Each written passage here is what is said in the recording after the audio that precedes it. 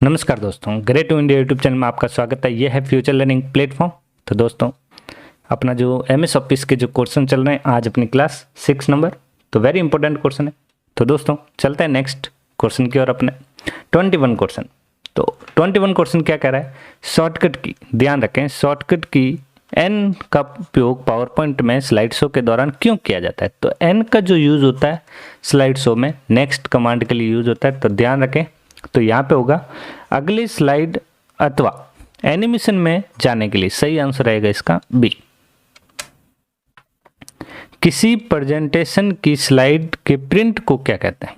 तो स्लाइड के प्रिंट को क्या कहा जाता है? प्रिंट की बात करें और एमएस पावर पॉइंट, तो उसे कहा जाता है हैंड आउट। क्या कहा जाता है? हैंड आउट, जिसे हम बोलते हैं प्रिंटेड कॉपी।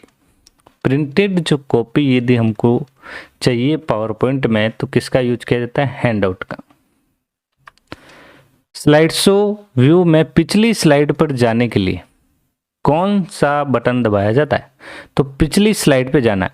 तो यहाँ पे देखो, एक तो हो गया पहली स्लाइड पे जाने के लिए, एक हो गया अंतिम स्लाइड, और एक क्वेश्चन बन गया अपनी पिछली स्लाइड।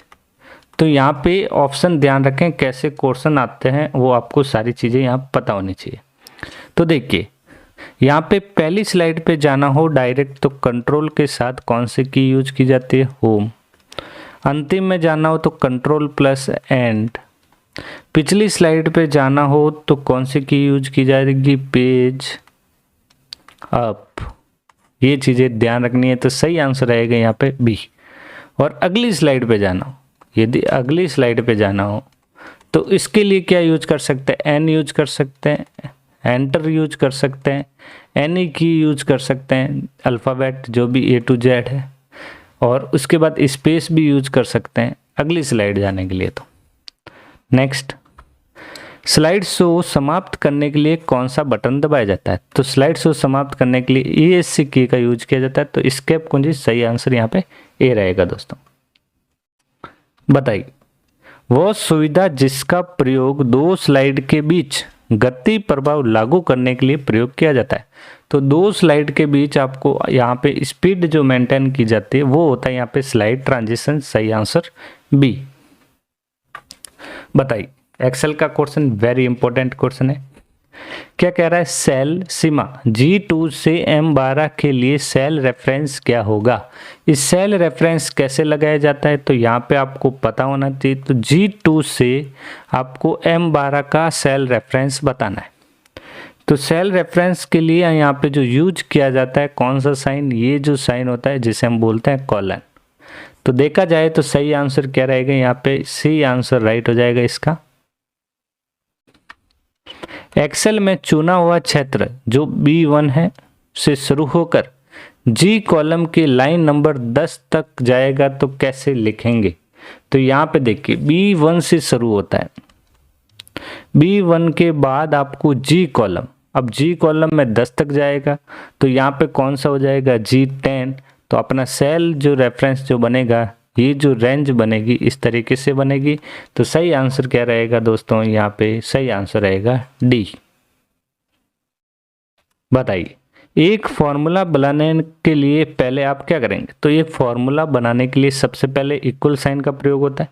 तो यहाँ पे सही आंसर भी सी रहेगा, बराबर चिन्ह का प्रयोग करेंगे। उसके बाद हम जो भी वैल्यू वगैरह चाहिए, वो हम सेल रेफरेंस चाहिए या रेंज चाहिए, उसका यूज करते हैं। तो सही आंसर यहाँ पे सी।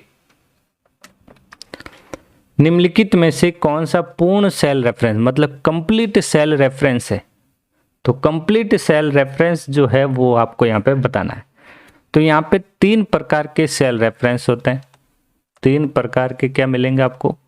सेल रेफरेंस, जो हम बाद में बात करेंगे सेल रेफरेंस के बारे में। तो देखिए, तो एक तो सेल रेफरेंस याद रखना आपको, एक तो रिलेटिव, सेकंड ध्यान रखना एब्समिक सेल एड्रेस, थर्ड याद रखना यहाँ पे एब्सोल्यूट। तो 3 सेल रेफरेंस होते हैं। तो अभी यहाँ पे कंप्लीट सेल रेफरेंस की बात करें तो यहाँ पे सही आंसर जो रहेगा वो रहेगा यहाँ पे डी ऑप्शन। ओके, तो ये जो होता है कंप्लीट सेल रेफरेंस कहलाता है, ध्यान रखना यहाँ पे, जिसका डॉलर का। तो ये जो होता है एब्सोल्यूट होता है, और ये जो x1 है ये रिलेटिव सेल रेफरेंस को प्रेजेंट करता है। नेक्स्ट, एमएस एक्सेल में हम छिपा या हाइड नहीं कर सकते। तो हाइड क्या नहीं कर सकते, यहाँ पे देखिए, आप रो को हाइड कर सकते हो, कॉलम को कर सकते हो, सीट को कर सकते हो, लेकिन रेंज जो होती है जैसे C1 से C5, इस रेंज को आप हाइड नहीं कर सकते। सूत्र, अब यहाँ पे एक फॉर्मूला पूछा, अब यहाँ फॉर्मूले का जवाब दीजिए। सबसे पहला ऑप्शन, यहाँ पे आपको एक टर्म एंड कंडीशन दे रखी है कि इफ, क्या दे रखा है, इफ, और यहाँ फिर पूछा है B5 greater 100, A5 greater 100, comma, inverted comma के अंदर वापस ए कॉमा, इन्वर्टेड कॉमा ए स्टार, और फिर ये, और ब्रैकेट यहाँ पे वापस बंद कर दिया गया। अगर सेल C5 में लिखा है वो सेल B5 में अलग अलग समय पर 75, 150 और 100 अंक प्रविष्ट हो तो सेल क्रमशः निम्नलिखित वैल्यू होगी। तो यहाँ पे आपको B5 के अंदर हमको कौन कौन सी वैल्यू बताई गई है, एक 75, एक 150 और एक 100। तो यहाँ से आपको क्या निकालना है, 3 ऑप्शन अपन के पास मिलेंगे और इनका जो ये जो अपना आंसर है रिप्रेजेंट करना है यहाँ पे आपको। तो देखिए अभी हमने यहाँ पे ग्रेटर का साइन है सब में, ये चीज़ तो हमको पता चल गई, 100 है। अब देखिए यदि हम यहाँ पे 75 रखें, बताइए 100 से 75 अधिक है क्या, नहीं है, कम है।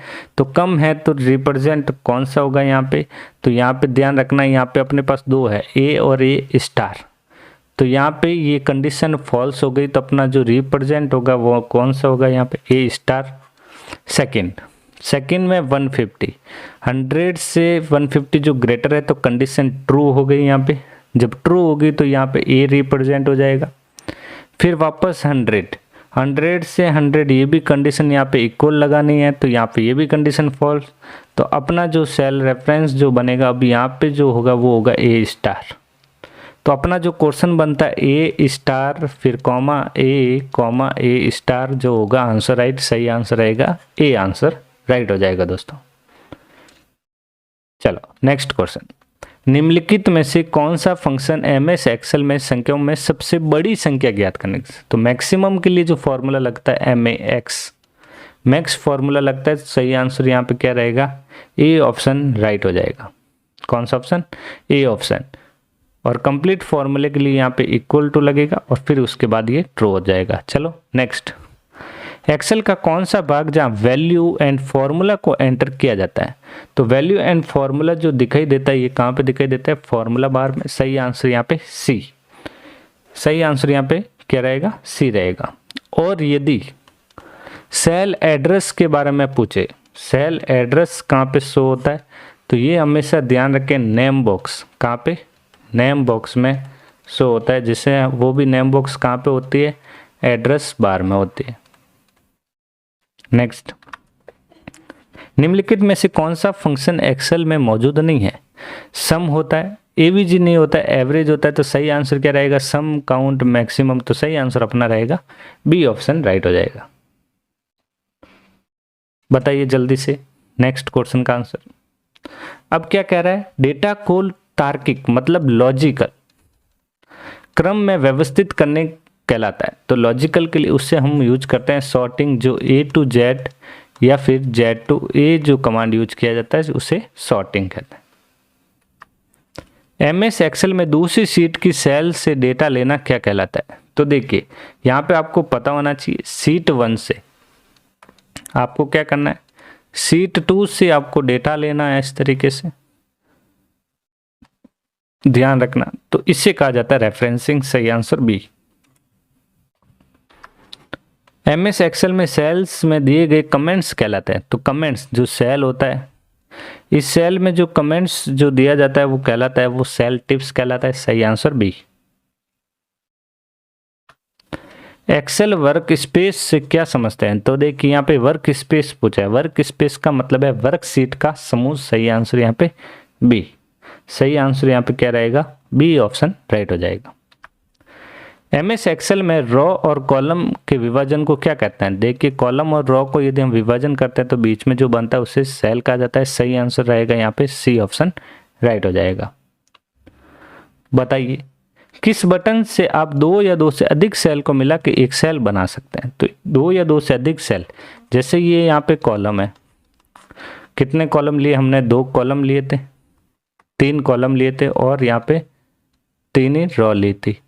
तो इससे एक सेल बनाना, ऐसा एक बॉक्स बनेगा। तो ये जो बनता है मर्ज एंड सेंटर ऑप्शन यूज किया जाता है। सही आंसर सी। तो दोस्तों आज के लिए इतना ही, मिलते हैं नेक्स्ट क्लास में जल्दी। तो आशा करता हूँ कि आपको ये क्लास अच्छी लगी होगी। Thank you.